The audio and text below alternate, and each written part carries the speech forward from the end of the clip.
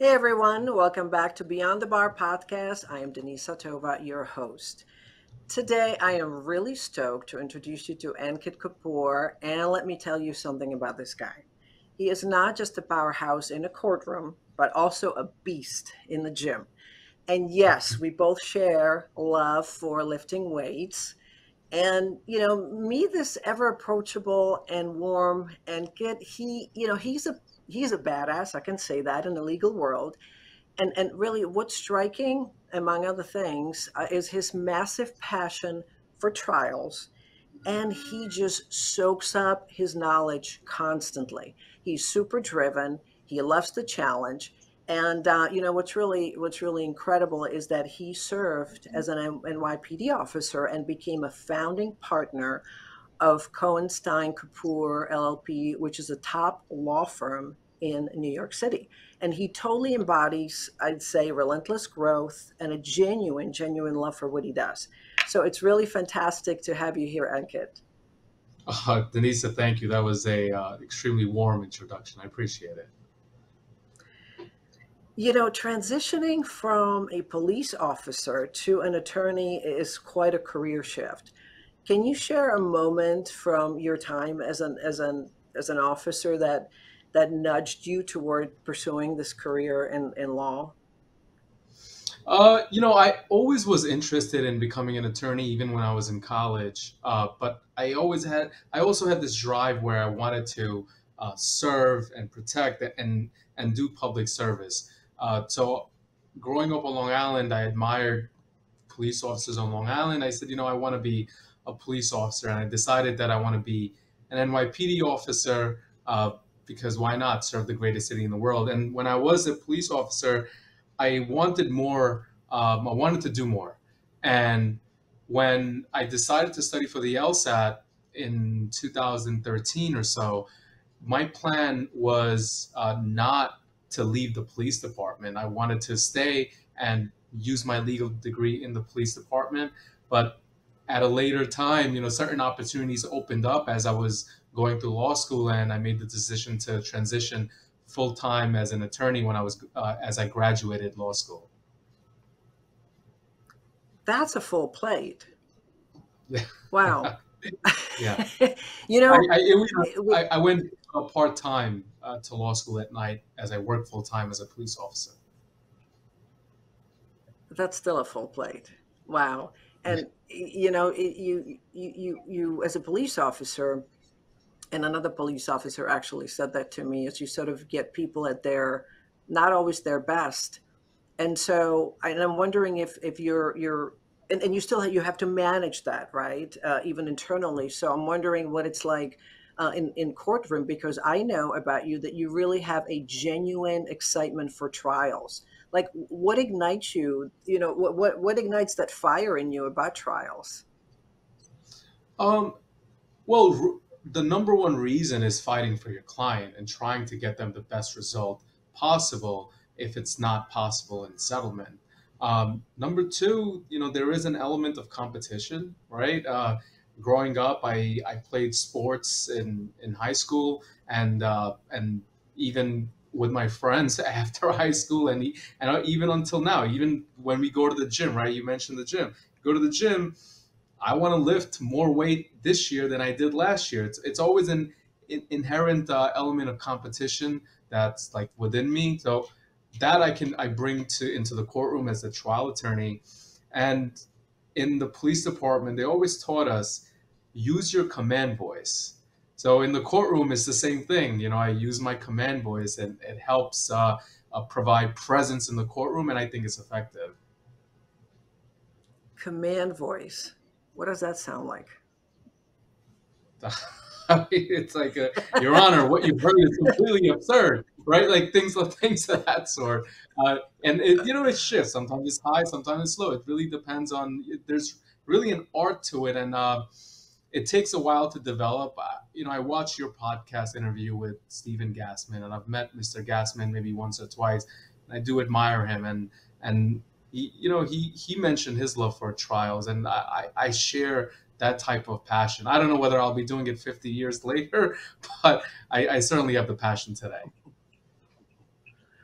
Yeah, speaking of Stephen Gassman and what he said, even after 50 years, the elements that were still pulling him into trials. You mentioned competition. Also, I think your shared knowledge for growth, and you really soak it up, that knowledge. As a matter of fact, switching gears to tech talk a little bit, I not that long ago I asked you, how do you like to receive your information? Right? I mean, there's a lot of there are a lot of tools, and I personally believe that technology can consume us, but it can also serve us. So how do you use technology to get information, right, to get into your resources, and then do you have tips for incoming attorneys to use it the right way to cut through all the noise? Yes. So, uh, the first part of your question, how do I use technology? I watch a lot of videos. Obviously, as an attorney, you're constantly doing research. So I'm researching whether it's the legal databases or even just through Google. Even before a trial, the morning before my first day of cross examination at a trial, I'll pull up YouTube as I'm having breakfast, getting ready, and I'll watch a video on little tips on cross examination.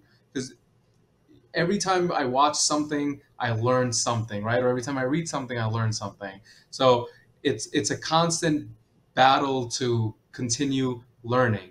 Now, as for new attorneys, what I did when I was in law school, if I had a question from regarding a case or I wanted to talk to a lawyer, what I did was I would pick up the phone and I would call their law firm and say, I read about you in the paper about such and such case. I have a question. How would you go about doing this? And 9 out of 10 times they contacted me back or they were willing to meet me for coffee. And one of those attorneys now is my mentor because I picked up the phone in law school and gave him a ring. That is incredibly resourceful. Good for you. Good for you. I'm so thrilled to hear that. There seems to be, for many people, this block to communicate like that, to pick up the phone, to invite somebody for a face-to-face meeting, and just ask them questions. I think people generally like to share, especially those who have been in the industry for so long. So that is really really awesome. You sound like you have this sort of a routine, and there's an element of discipline. So that doesn't surprise me that you're actually training for a spring triathlon. I mean, that's not an easy feast. What Tell me about that. What does the routine look like? Oh, well, a sprint triathlon is not an actual triathlon. So it's I believe, if I remember correctly, it's a half a mile swim, I think 13 or 14 mile bike ride, and I don't know, maybe it's a 5K or a 6 mile run. I don't remember off the top of my head. But I've gotten into more running and biking. I biked 30 miles this past weekend. In terms of lifting weights, I lift weights almost every morning, other than maybe like a Wednesday or Thursday. I try to take a break during the middle of the week. So the routine varies, but I try to do something active almost every day, even if it's just a walk after work. Sometimes I live in the city, so sometimes I'll get off my train a stop early so I can walk 20 blocks as opposed to 3 blocks if I just sat on my chair all day and I wasn't in the courtroom and I didn't get to work out. So try to do something active every day. You know what? The beauty about this is that I take the conversation wherever it sort of flows naturally. There's really no preparation, and so I as a former, I should say, former competitor in I was not exactly, it was not a bodybuilding category. It was a different type of a category, but it was a strength training. I know what goes into the preparation. Have you ever considered competing in bodybuilding? Yeah, I haven't, and I'll tell you why. I don't have the passion for competing in bodybuilding. My brother actually has his pro card. My younger brother, he's competed, and I've seen the preparation that goes into it. It takes I'm sure it takes a lot of physical and mental prep, and I just don't have the passion for it. So I know if I can't devote 100% into it, then it's really not worth it for me personally. But I really do admire those, including you and my brother, who devote the time and energy and effort to go through that. It's really is to going from 15% body fat to under 5% body fat in a short period of time, it's not for the faint of heart. Now, let me just clarify that this was 7 years ago. There's no way that I would repeat that. Yes. No, I work out to eat. Let's just put it that way. Um, Now you have diverse interests, and so I understand that you have another feather in your cap, which is real estate. What sparks that interest? Well, I don't anticipate working forever, and building wealth, generational wealth, is truly the motive behind acquiring real estate. I have a couple of close friends who are my partners in my real estate venture, and these are my college friends, and the plan is to continue to acquire when there's a deal available. Right now, with the interest rates, it's a bit difficult, so we're still researching, and I research almost every day for a potential deal, and I have brokers that I work with. I just haven't had that. It's that something that needs to speak to me, right? If you go out and you go shopping and you're looking for a product, you buy something that actually speaks to you. You can see yourself wearing, you can see yourself walking around. And same thing with real estate. I have to see that it actually speaks to me, something I want to own, something I see long-term potential in. And once the interest rates start going down a bit, I think I can get back into it. But right now it's very difficult. It has to speak to you. I do like that. Excuse me, a lot. Um, and I remember back in my financial planning day, when people asked about particular stocks, I said, if as long as you understand what you're investing and why, having that connection to it, I think that really helps, even long term, and helps you get through, the short term fluctuations. So I think that's just a really great practical approach to it. I know you recently went on a vacation to Europe. What stood out for you? What was that like? Well, so I went to Europe with my girlfriend. We decided to go to Italy. We went last year. We went to Greece, and we went to Sicily last year. And we wanted to go back to Italy this time, but we wanted to go somewhere else. And most of our time was spent in Lake Como and in Sardinia. And it was Sardinia is a place like no other. It's beautiful. And here's a funny story. On the way back, we had a connecting flight in Paris, and we missed the connecting flight back to the U.S. from Paris. So we were stuck in Paris for an evening, Denisa. And how Oh, awful is that, right? awful.